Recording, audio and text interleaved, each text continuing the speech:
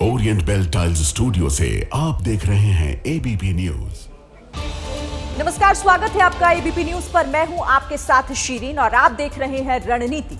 आज दो सबसे बड़े न्यूज मेकर हैं, कुणाल कामरा और बिहार में नीतीश राबड़ी की नई चाल। सबसे पहले हम आपको बताएंगे कामरा को लेकर आखिर महाराष्ट्र में सियासी बवाल कहां तक पहुंचा है। इसके बाद हम बताएंगे कैसे बिहार में आरक्षण पर रण छिड़ा हुआ है और हरे रंग को देखकर आखिर क्यों नीतीश फायर हो गए हैं। तमाम खबरें विस्तार से होंगी आपके सामने, लेकिन शुरुआत करेंगे कॉमेडियन कुणाल कामरा की खबर के साथ, जिसका वीडियो सामने आने के बाद सियासी बवाल लगातार बढ़ रहा है और इस विवाद के साथ बढ़ रही हैं कामरा की मुश्किलें भी।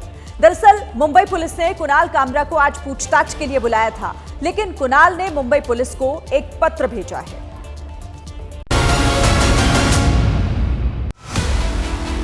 Stand up comedian Kunal Kamra के एक वीडियो पर पहले से ही विवाद जारी है। इस बीच कामरा ने एक और वीडियो जारी किया है, जिसका टाइटल है हम होंगे कंगाल एक दिन।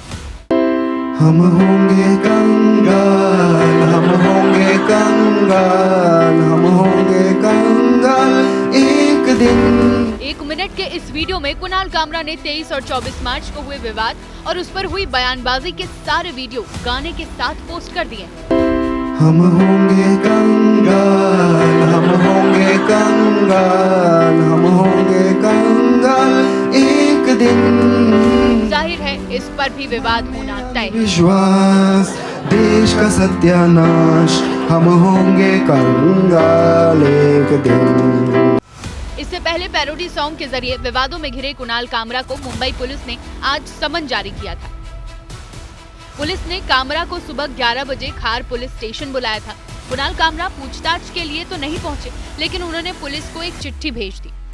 चिट्ठी में कुणाल कामरा ने पुलिस के सामने हाजिर होने के लिए 1 हफ्ते का समय मांगा है। हालांकि कामरा की चिट्ठी पर मुंबई पुलिस ने कोई निर्णय नहीं लिया है। विवादों के बीच महाराष्ट्र के डिप्टी सीएम एकनाथ शिंदे ने कुणाल कामरा मामले पर प्रतिक्रिया दी। शिंदे ने कहा, किसी पर हास्य व्यंग करना, कटाक्ष करना गलत बात नहीं है, लेकिन इसकी भी एक मर्यादा होती है। ऐसा लगता है सुपारी लेकर ऐसा किया है। कटाक्ष करते समय एक शिष्टाचार बनाए रखा जाना चाहिए, वरना एक्शन का रिएक्शन भी होता है। महाराष्ट्र के उप मुख्यमंत्री ने कामरा पर बगैर नाम लिए उन पर बयान दिया, तो उत्तर प्रदेश के मुख्यमंत्री योगी आदित्यनाथ ने कॉमेडियन कुणाल कामरा पर सीधा हमला किया। कॉमेडियन जो है महाराष्ट्र में उन्होंने संविधान को दिखाया और कहा इस संविधान से मुझे अभिव्यक्ति की आज़ादी मिलती है। आपके अभिव्यक्ति की स्वतंत्रता किसी दूसरे पर व्यक्तिगत प्रहार करने के लिए नहीं हो सकती है। दुर्भाग्य है कि कुछ लोगों ने देश का चीरहरण करना, विभाजन की खाई को और चौड़ी करने के लिए इस अभिव्यक्ति की स्वतंत्रता को अपना जन्मसिद्ध अधिकार मान लिया। कुणाल कामरा के विवाद में कंगना रनौत की भी एंट्री हो गई है। बीजेपी सांसद और अभिनेत्री कंगना ने कहा कि कॉमेडी के नाम पर किसी की इज्जत उछालना गलत है। गाली गलौज करना कॉमेडी के नाम पर, हमारे ग्रंथों का मजाक उड़ाना कॉमेडी के नाम पर, लोगों का मजाक उड़ाना, माताओं बहनों का मजाक उड़ाना। अभी आपने देखा किस तरह के ये इन्फ्लुएंसर्स आजकल खुद को कह रहे हैं। तो मैं कहती हूँ कि हमारा समाज कहाँ जाता जा रहा है। 5 साल पहले कुणाल कामरा ने कंगना रनौत के घर पर बुलडोजर चलाए जाने पर खुशी जाहिर की थी। 5 साल बाद समय का काल चक्र घुमा है और किरदार कंगना से बदलकर कुणाल कामरा पर शिफ्ट हो चुका है। कॉमेडी और उस पर जारी सियासत के बीच महाराष्ट्र के गृह राज्य मंत्री योगेश कदम ने कहा कि पुलिस हर पहलू की जांच कर रही है। ये भी जानने की कोशिश है कि क्या कुणाल को विवादित कॉमेडी वीडियो के लिए किसी ने मदद की। या व्यक्तीच्या वरती जवळपास 16 गुन्हे दाखल आहेत। सन्माननीय सदस्यांनी या बाबतीमध्ये या व्यक्तीच्या ड्रग्सच्या बाबतीमध्ये देखील अंमली पदार्थाच्या बाबतीमध्ये देखील काही शंका उपस्थित केलेल्या आहेत। मग अध्यक्ष महोदय, या सगळ्या विषयाचं गांभीर्य लक्षात घेता या व्यक्तीचे सीडीआर तपासले जातील, या व्यक्तीच्या सगळे कॉल रेकॉर्ड तपासले जातील, या व्यक्तीच्या अकाउंट मध्ये कुठना पेमेंट आलेले आहेत त्याची तपासणी केली जाईल। याचं नक्की सूत्रधार कोण आहे, जर का असेल तर त्याला देखील शोधलं जाईल, त्याच्यावर देखील कठोर कारवाई केली जाईल। कल मुंबई के हैबिटेट स्टूडियो में बीएमसी का हथौड़ा चलाए जाने के बाद आज स्टूडियो मालिक ने अवैध निर्माण को खुद ही तोड़ना शुरू कर दिया। बात अब बिहार की, जहां आरक्षण पर भयंकर रण छिड़ा हुआ है। आज बिहार विधान परिषद के भीतर और बाहर नीतीश राबड़ी के बीच जंग दिखी तो हरे रंग के कपड़े पहने आरजेडी सदस्यों को देखकर नीतीश कुमार का गुस्सा फूट पड़ा।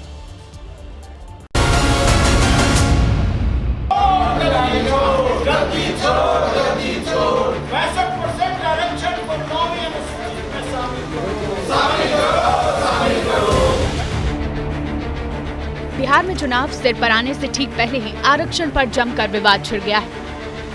विपक्ष की मांग है कि आरक्षण की सीमा 65% तक बढ़ाई जाए।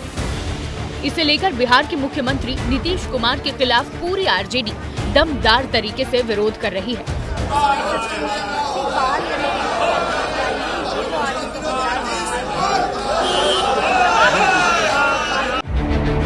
इस बीच आरक्षण बढ़ाने के मुद्दे पर बिहार विधानसभा और विधान परिषद में जमकर हंगामा हुआ है। दोनों ही जगहों पर नारेबाजी हुई और आरक्षण की सीमा बढ़ाने को लेकर प्रदर्शन हुआ।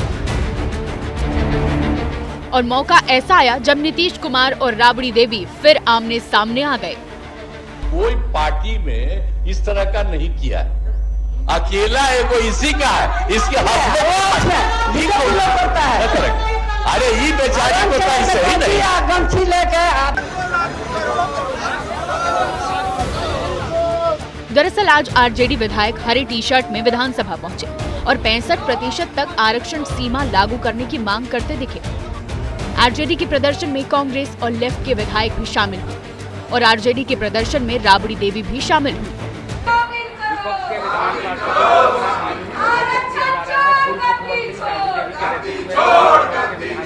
नीतीश कुमार के कैबिनेट से पास कैला, जब तेजस्वी जी थे उप मुख्यमंत्री तो उन्हीं के सामने हुआ था, उन्हीं के समय में हुआ था। तो इस पर तो लागू करना चाहिए, अनुसूचित जाति में शामिल करना चाहिए 65% आरक्षण। दूसरी ओर आरजेडी की मांग पर बीजेपी विधायक लखेंद्र पासवान ने जवाब देते हुए कहा कि आरक्षण का मामला कोर्ट में लंबित है और कोर्ट का जो फैसला होगा उसको माना जाएगा, जबकि आरजेडी भी अपना दावा कर रही है। देश में जो संवैधानिक नियम मामला है, एकदम कोर्ट का मामला है। अब कोर्ट में मामला चल रहा है, कोर्ट लागू करेगा तो इसको एक्सेप्टेड है। कोर्ट में कैसे रद्द हो गया? जब वहाँ डबल इंजन की सरकार है तो उनको तो करवा लेना चाहिए था ना नीतीश कुमार जी को। तो एक बार दिखाइएगा। यही तो कह रहे हैं जी से, जब नहीं हो रहा है इसका मतलब हमारे जी सो ये आरक्षण चोर कुर्सी कुमार ही है। जिस तरह बिहार में चुनाव को लेकर सरगर्मियां तेज होती जा रही हैं, उस तरह आने वाले दिनों में आरक्षण का मुद्दा और गरमाना तय है। नवरात्र से ठीक पहले दिल्ली की सियासत में मीट शॉप को लेकर एक नया विवाद शुरू हो गया है। बीजेपी नेता ने अपील की है कि मीठी ईद पर सेवैयां खाएं, बकरा नहीं खाएं। क्या है ये पूरी खबर, देखिए इस रिपोर्ट में।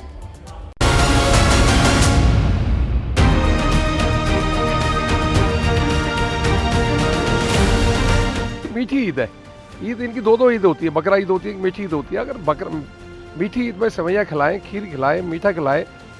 इस बयान को सुनकर आप समझ सकते हैं कि दिल्ली में ईद और नवरात्रि के मौके पर देश की राजधानी में मटन पॉलिटिक्स शुरू हो गई है। बीजेपी विधायक रविंद्र सिंह नेगी ने नवरात्रि और मंगलवार को मांस की दुकानों को बंद करने की बात कही है। हम ये चाहेंगे कि नवरात्रों के पावन व्रत में मंदिरों के आगे दुकानें मांस की बंद रहे। इसके लिए डीएम साहब को पत्र लिखूंगा, इसके लिए मैं डीसी साहब को पत्र लिखूंगा और कम से कम पहले तो पूरी दिल्ली में हो, अगर नहीं तो मेरी विधानसभा में मांस की दुकान बंद रहे। बीजेपी नेता के बयान के बाद सियासी गलियारों से भी बयान आ रहे हैं। बात तो सुनिए, मंडी बंद हो जाती है, आप मीट मटन की कंजम्पशन देखिए ना, कंजम्पशन देखिए इतना होता है कि उसके अंदर तो मंडी ही नहीं चलती। नवरात्रों के अंदर मंडी बंद हो जाती है, मंडी में बिकता ही नहीं सामान, तो खुद ही बंद हो जाएंगी, उसमें इन्हें बंद करने की क्या जरूरत आ रही है इतना। बीजेपी नेता ने कारण भी बताया कि उन्होंने ऐसा क्यों कहा है। बिल्कुल, मंगलवार को अभी कुछ दिनों पहले मंगलवार को मैं कुछ मंदिरों में गया तो मंदिरों के ठीक सामने मांस की दुकान खुली थी, तो मुझे बड़ा बुरा लगा। तो मैंने व्यापारियों से निवेदन किया, भाई मंदिरों के आगे दुकान आप मंगलवार को बंद करिए। खास बात ये भी है कि दिल्ली के बाद अब वाराणसी से भी नवरात्र के दौरान मांस की बिक्री पर प्रतिबंध लगाने की मांग हो रही है। देखिए, माननीय जिलाधिकारी को हम लोग प्रशासन को देने जा रहे हैं ताकि नवरात्र में जो हमारा धार्मिक है त्योहार है, विश्व की आध्यात्मिक नगरी काशी में नवरात्र में जो है मांसाहार का निषेध होना चाहिए। आपको बता दें कि 30 मार्च से नवरात्रि शुरू हो रही है, जबकि इसी के आसपास ईद भी है। वैसे ये कोई पहली बार नहीं है जब त्योहार से पहले मांस पर राजनीति हो रही है। इससे पहले भी त्योहारों पर मीट को लेकर बयानबाजी होती रही है, लेकिन इस पर आम लोगों के बीच भी अब बहस छिड़ गई है।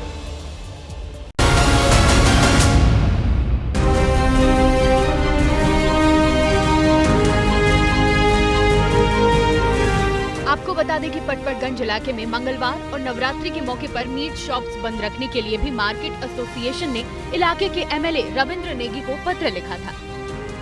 मार्केट एसोसिएशन के पत्र के बाद रविंद्र नेगी ने दुकानों को बंद करने की बात कही है। नवरात्रों के दौरान खुले में जो मीट की शॉप हैं, जिनमें मतलब सामने ही मीट दिखाई देता है, उस तरह की दुकानों को नवरात्रों के दौरान बंद रखा जाए। पटपड़गंज इलाके में मीट की दुकान फिलहाल बंद है और यहाँ के दुकानदारों को चिंता है कि अगर इस दौरान लंबे वक्त तक उनकी दुकान बंद रहती है तो घर चलाना मुश्किल हो जाएगा। आज मंगलवार है और आप देख भी सकते हैं इन दुकानों को, अगर देखें तो वो फिलहाल बंद है। बंद करने के लिए बोला तो हम तो शुरू से बंद करके रखते हैं। बढ़ते विवाद के बीच अब इस मुद्दे पर मिलीजुली प्रतिक्रिया आ रही है।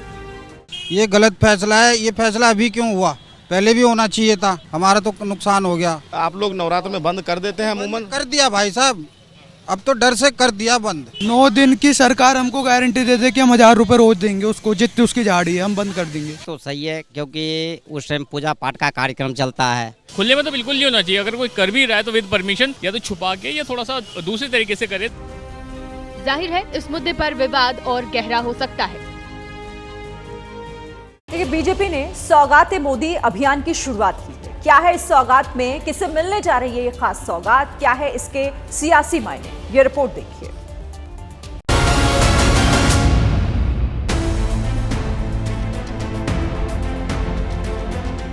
सौगाते मोदी, ये वो अभियान है जिसके तहत बीजेपी अल्पसंख्यकों को साधने के लिए नए सियासी दांव चल रही है। बीजेपी के पोस्टर के मुताबिक सौगाते मोदी अभियान गरीबों को मदद करने के लिए है, जिसके तहत बीजेपी देश भर में मुस्लिम, सिख और ईसाई समुदाय के बीच ये सौगात लेकर पहुंच रहे हैं। देखिए, मोदी जी लगातार हर धर्म को प्यार करते हैं, स्नेह करते हैं। इसलिए ईद है तो अपने परिवार के लोगों को, माइनॉरिटी के लोगों को सौगाते मोदी के माध्यम से उनके घर में खुशहाली और खुशी से ईद बनाई जाए, ये सौगात देने का काम कर रहे हैं। बीजेपी सौगाते मोदी की किट लेकर ईद, बैसाखी और गुड फ्राइडे के मौके पर अल्पसंख्यकों को जोड़ रही है। जैसे हम नवरात्रों के अंदर लंगर लगाते हैं, भंडारे करते हैं, ऐसे ही मोदी जी की तरफ से सौगाते मोदी माइनॉरिटी के लोगों के लिए, गरीब लोगों के लिए ये सौगात वितरण का कार्यक्रम है। इस अभियान पर मुस्लिम समाज की खास तौर से प्रतिक्रिया आई है। इस किट में आपने देखा कि सेवैयां भी हैं, सूट भी हैं, चीनी भी हैं, ये कितना जरूरी है? ये एकता के लिए है कि जैसे एकता बनेगी, इससे ये नहीं होगा कि आगे जी बस। और कितना जरूरी होता है ईद के लिए? ईद बेहतर बनेगी? ईद बेहतर ही बनेगी। ईद तो वैसे भी बेहतर बनती है, बट ये है कि इसमें ये रहेगा कि अच्छी बात है। खास बात ये कि इसके पीछे बिहार चुनाव की रणनीति भी मानी जा रही है। दूसरी ओर विपक्ष बीजेपी के सौगाते मोदी अभियान पर तंज कस रहा है। ये लोग कभी भी किसी का नहीं है भाई, क्या देंगे, ईडी देंगे नहीं देंगे, उससे कोई लाभ होने वाला नहीं। इसके मुसलमानों की संख्या 25 करोड़ है और प्रधानमंत्री जी हमारे, अगर उन्होंने ये सोचा है सौगात देने की, तो प्रधानमंत्री जी सौगात दें सुरक्षा की, सौगात दें शिक्षा की, सौगात दें सम्मान की, सौगात दें रोजगार की। ये तमाम चीज़ों की सौगात चाहिए। बात करेंगे जस्टिस यशवंत वर्मा के घर मिले कैश कांड की, जिस पर पूरी पड़ताल जांच टीम की तरफ से की गई है और पूरी रिपोर्ट बनाकर सीजीआई को भेजी जाएगी। वहीं दूसरी तरफ जस्टिस वर्मा के ट्रांसफर के विरोध में इलाहाबाद बार एसोसिएशन भी उतर आया है।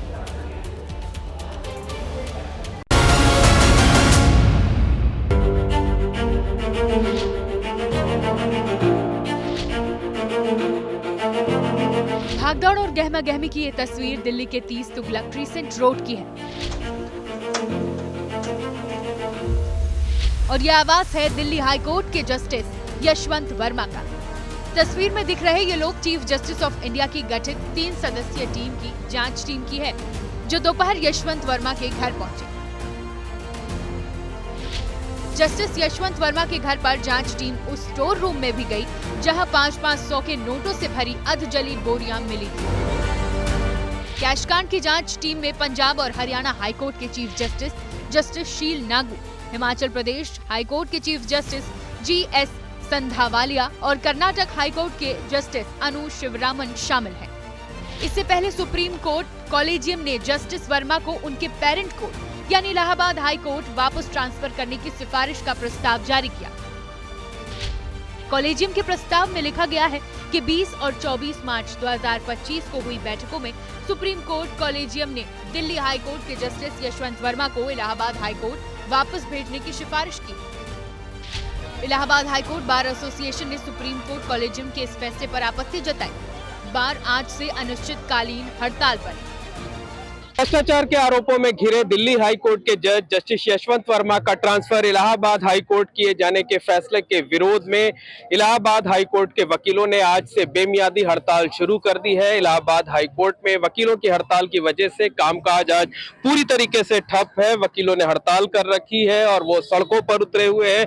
लगातार प्रदर्शन किया जा रहा है, नारेबाजी की जा रही है। इस वक्त हम मौजूद है हाई कोर्ट के मेन गेट यानी गेट नंबर 3 पर, जहां आप देख सकते हैं कि ये एक पंडाल बनाया गया है। पंडाल के जरिए जो वकील है वो यहाँ पर मंच बनाया गया है और मंच के जरिए जो है वो अपनी बातें रखी जा रही हैं।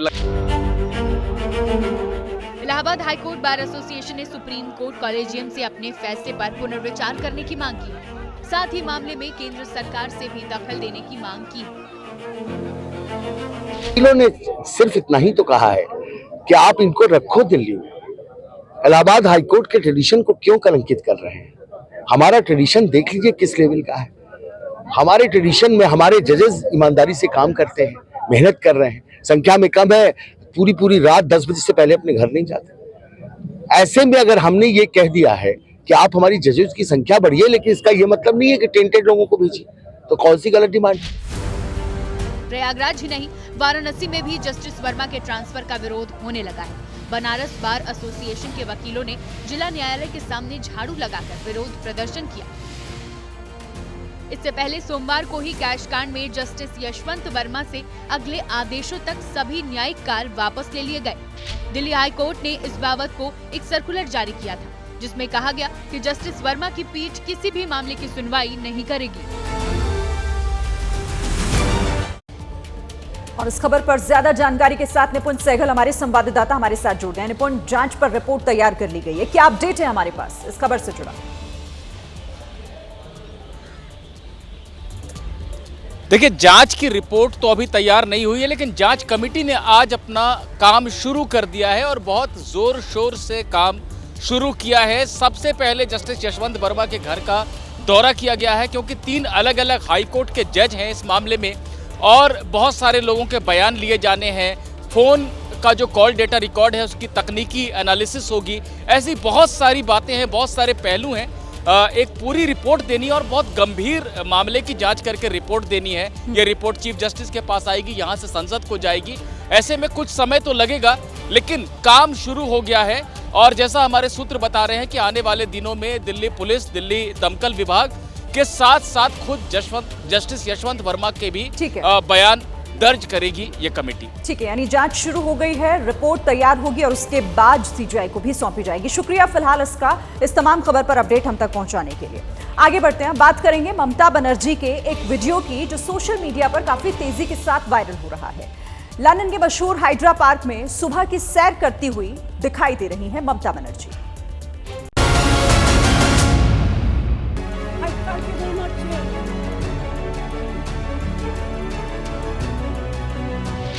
पश्चिम बंगाल की मुख्यमंत्री लंदन में है और उनका ये वीडियो सोशल मीडिया पर जमकर वायरल हो रहा है। ममता दीदी लंदन के मशहूर हाइड्रा पार्क में मॉर्निंग वॉक करती दिखाई दे रही हैं। खास बात यह है कि इस दौरान हवाई चप्पल पहने हुए हैं और जॉगिंग कर रही हैं। ये वीडियो खुद ममता बनर्जी ने शेयर किया है। इस वीडियो में अपने साथ दौड़ लगा रहे लोगों को वो ये भी कह रही हैं कि कोई पीछे ना छूटे।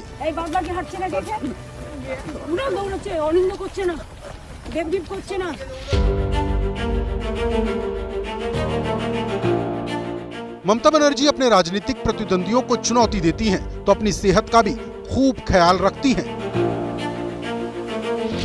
इस बीच ममता बनर्जी लंदन स्थित भारतीय उच्चायोग भी गई। उन्होंने यहाँ बंगाल से ब्रिटेन का नाता भी बताया।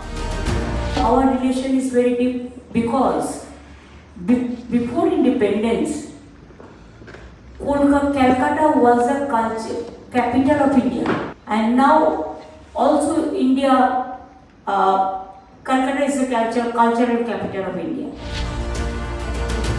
अब देखना यह है कि ममता ब्रिटेन से बंगाल के लिए क्या गिफ्ट लाती हैं।